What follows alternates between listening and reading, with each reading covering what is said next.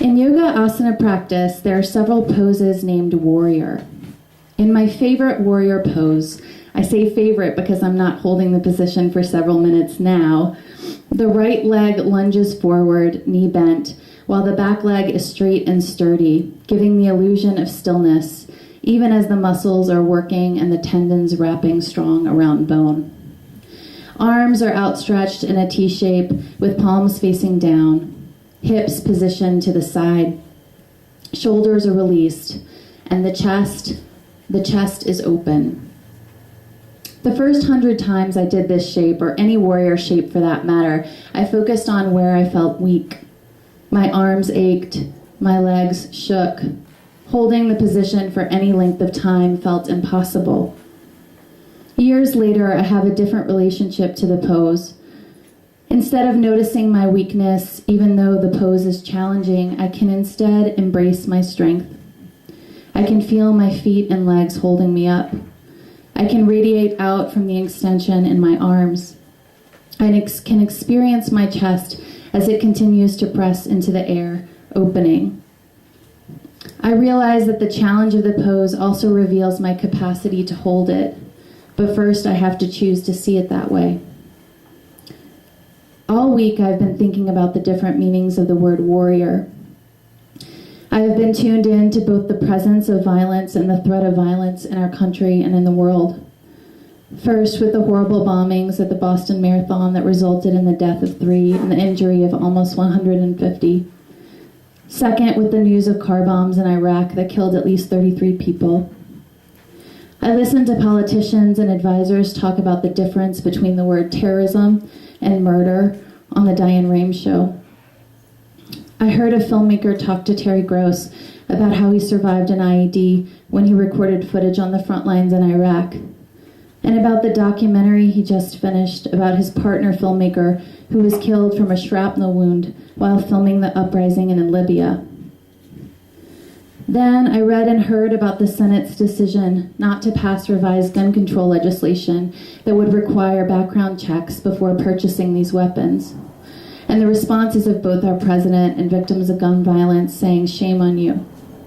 And finally, yesterday and today, I have watched the unfurling of armed robbery and gunfights and gun deaths and the ongoing manhunt as Boston police search for the surviving suspect of the Boston Marathon bombing. Perhaps by the time I read this in front of all of you, he will have been found, and thus we will have someone to hold accountable. Perhaps we will have some resolution to one particular tragic event that harmed so many and incited fear and anxiety and even more. And without lessening the burden placed on those that committed all these individual atrocities, the truth is that every one of us is accountable.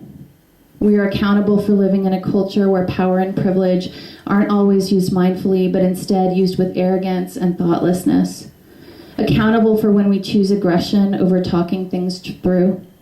Accountable for valuing purchasing more and more objects over getting to know and spending time with our neighbors.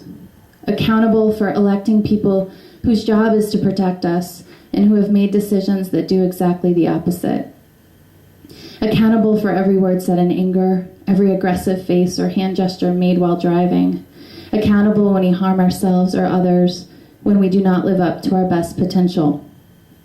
At one point or another, we are all guilty of being the wrong kind of warrior.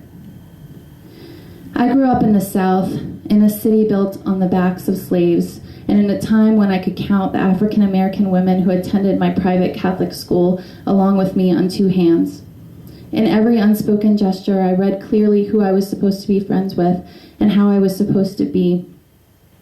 It took going to a poor border town in Mexico when I was 10 to show me the devastating impact of poverty, because I never went to neighborhoods where I would have seen it in my hometown.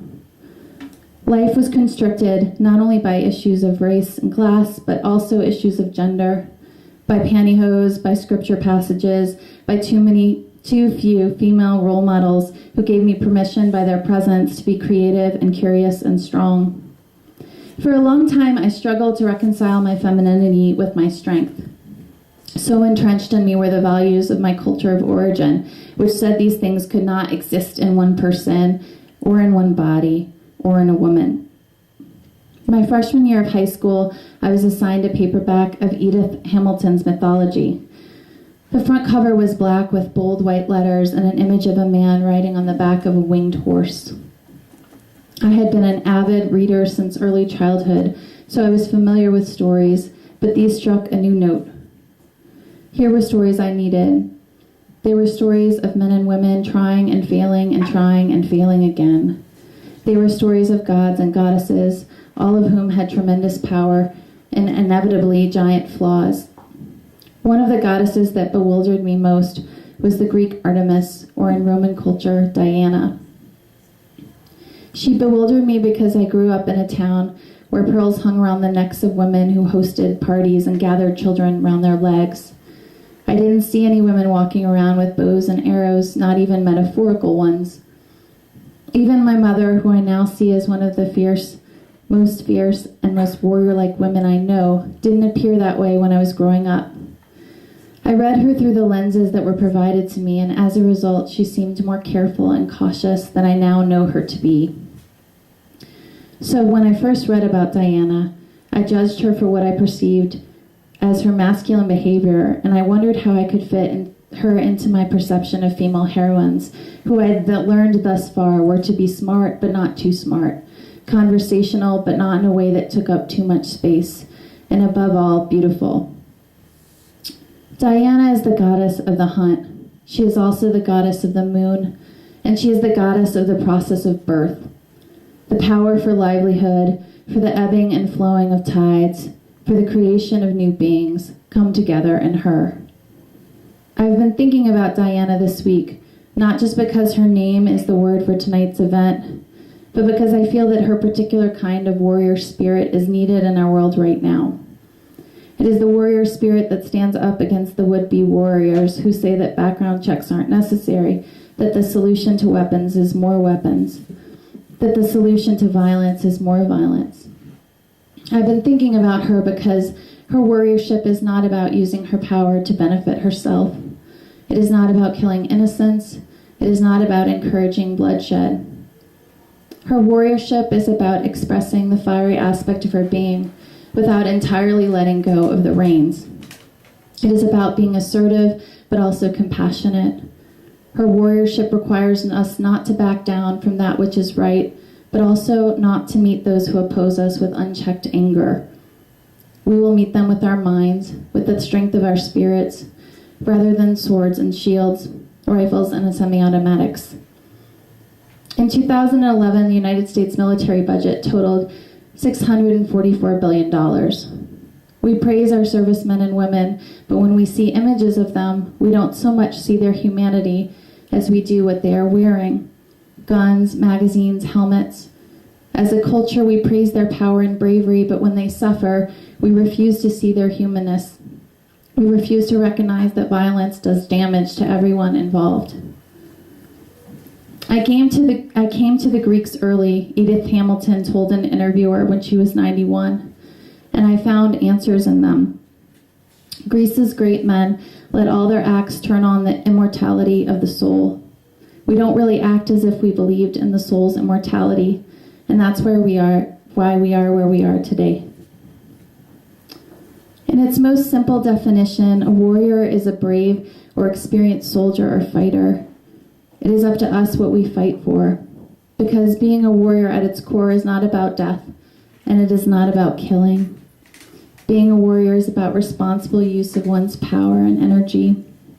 To be a warrior is to act with bravery and courage and to make wise choices in situations of extreme pressure. It's not that we don't need warriors. We desperately need them. We need the kind who soldier for love, compassion, and understanding. When I was 14, I might have thought that a goddess could not be charged with the duties of hunting and also midwifery. I might have seen these as completely contradictory arenas, but I don't think that anymore. Both require intense physical and emotional strength. Both require fierceness, working alongside wisdom and compassion. In both hunting and childbirth, there must be encouragement, there must be patience, there must be integrity, there must be time to hold still and a time to push forward. Thank you.